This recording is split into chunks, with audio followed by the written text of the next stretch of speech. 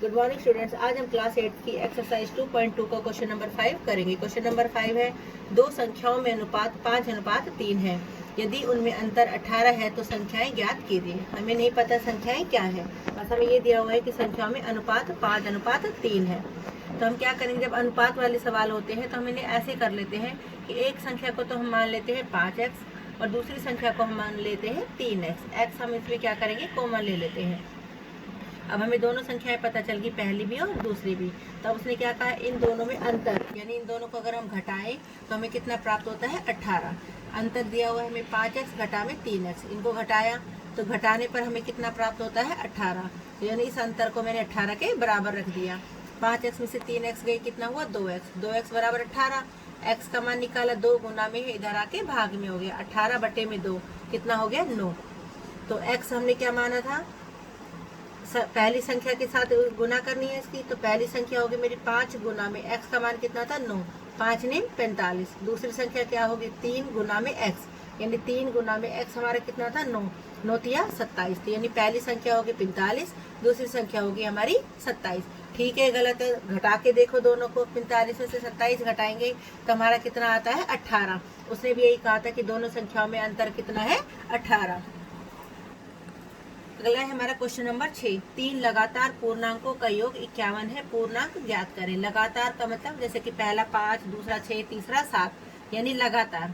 तो हमें नहीं पता वो पूर्णांक क्या है, तो मैंने पहला पूर्णांक मान लिया कितना है, x। तो दूसरा पूर्णांक क्या हो गया, उससे 1 ज्यादा, x जमा में 1। और तीसरा पूर्णांक हो गया पहले वाले से 2 ज्यादा, यानी x जमा में 2। अब उसने कहा है इन तीनों पूर्णांकों को यदि मैं जमा करूं तो मुझे कितना प्राप्त होता है, 51। तो मैंने जमा की, पहला पूर्णांक था x, दूसरा पूर्णांक था x जमा 1, तीसरा पूर्णांक था x जमा 2। मैंने तीनों पूर्णांकों को जमा किया, कितना आना चाहिए मेरा, 51। अब x x x कितना हो गया हमारा, 3x। अब ये हो गया जमा 2 और 1 कितना होता है, 3 बराबर 51। 3x बराबर 51, जमा के 3 उधर गए, घटा के 3, 3x बराबर 51 में से 3 गया 48। x का मान निकाला 48, 3 गुना में है, भाग में हो गया, 48 बटे में 3 कितना हो गया, 16। तो पहला पूर्णांक हो गया हमारा 16, दूसरा हो गया 17, तीसरा पूर्णांक हो गया हमारा कितना, 18। अब इन तीनों को जमा करके देखो तो हमारा 51 ही मिलेगा। इन तीनों पूर्णांकों का जोड़ 51 ही है। मेरा क्वेश्चन नंबर 7 है, 8 के 3 लगातार गुंजों का योग 888 है। गुंजों को ज्ञात कीजिए। गुंजों यानी मल्टीपल्स को ज्ञात करना है।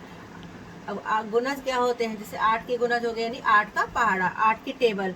तो 8 का पहला गुणज हमने कितना मान लिया, x। तो दूसरा गुणज क्या हो गया, अगले वाले में क्या जुड़ेगा, x जमा में 8।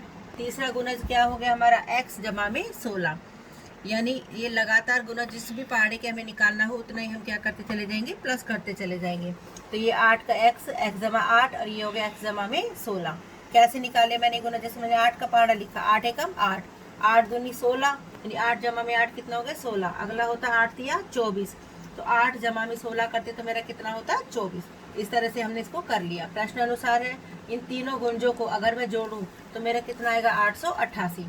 तो पहला गुणज था x, दूसरा था x जमा में 8, तीसरा था x जमा में 16, बराबर हो गया 888। x x x कितना हो गया, 3x जमा 16 और 8 कितने होते हैं, 24, बराबर 888। 3x बराबर 888, 24 घटाए हमने, तो 888 में से 24 घटाया, कितना है, 864। x का मान निकाला, 864 बटे में कितना हो गया, 3। तो हमारा कितना है, 864 को 3 से भाग किया, 288। तो पहला गुणज हो गया मेरा, x माना था 288, दूसरा गुणज 288 में मुझे कितना जोड़ना है, 8। तो कितना आ गया मेरा, 296।